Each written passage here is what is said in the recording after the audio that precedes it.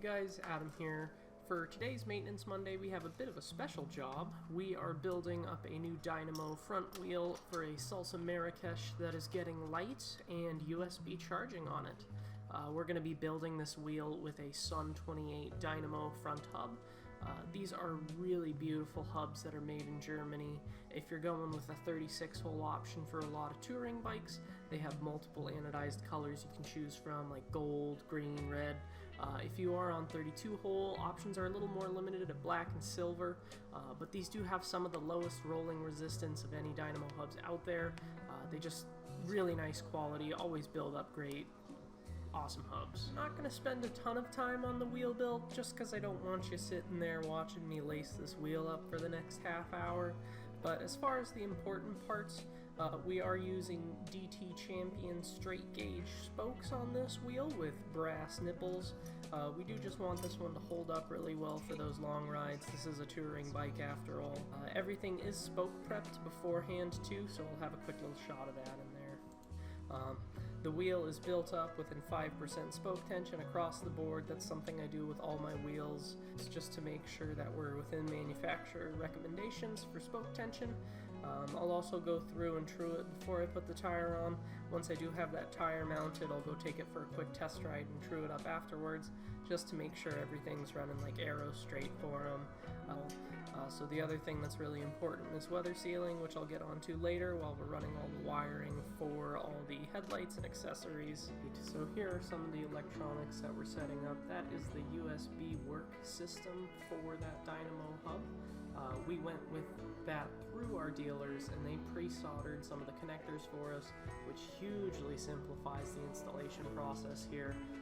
There's actually only one thing that I will have to solder for this. That's the connectors for the rear tail light to the front headlight, so that the dynamo hub power can run to that rear light.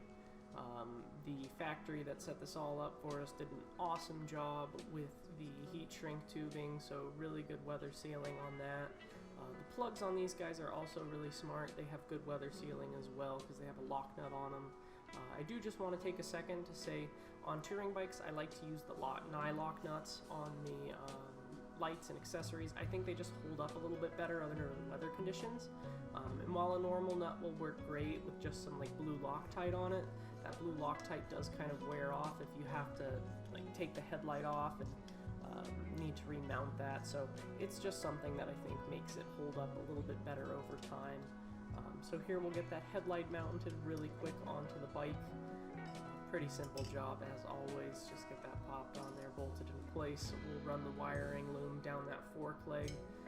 I do this a couple of times just to make sure the hub's oriented the best possible way for the wiring loom, and to make sure that it's not going to impede like any bottle cages or things they might need to mount on there.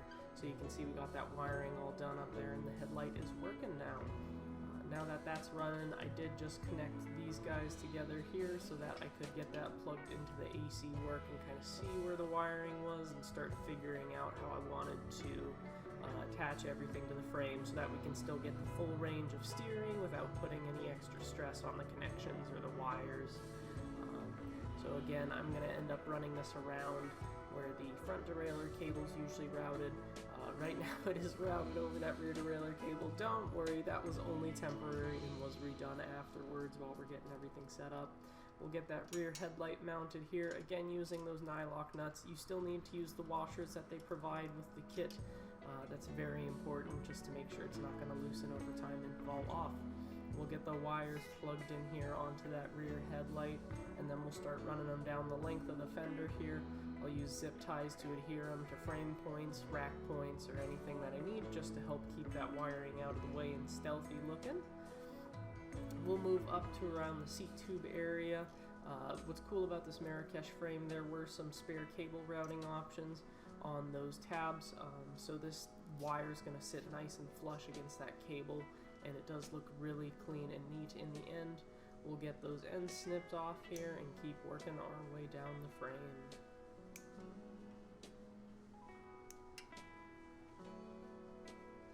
Not too much going on with wiring, to be honest. Just take your time, run the cables right, and figure out what makes sense for how it's being used.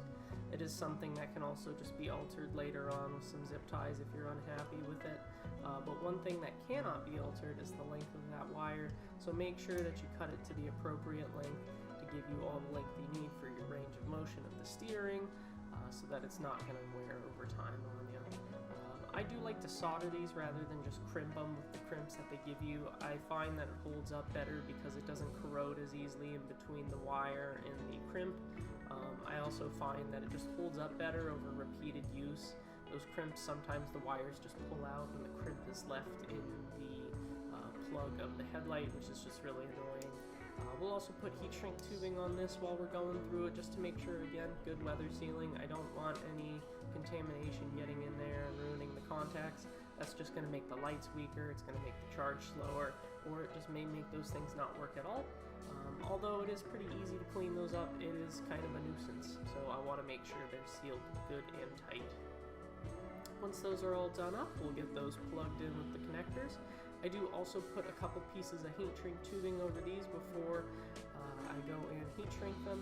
This, again, just more weather sealing. It can easily be redone in the future if you're out having repairs or things like that done, so it's just nice to have to not worry about weather. Get that phone plugged in here, and as you can see, we are charging. So this Marrakesh is ready to go on a quick test ride. Make sure everything's functioning properly on the bike, and like I said, we'll bring it back in and do another true on that wheel. Anyways, I do want to thank you guys for taking the time to watch this video, and if you've stuck around this long, please consider liking and subscribing.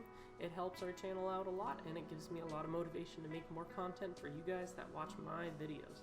Anyways, I'll catch you guys out on the trails. Bye-bye.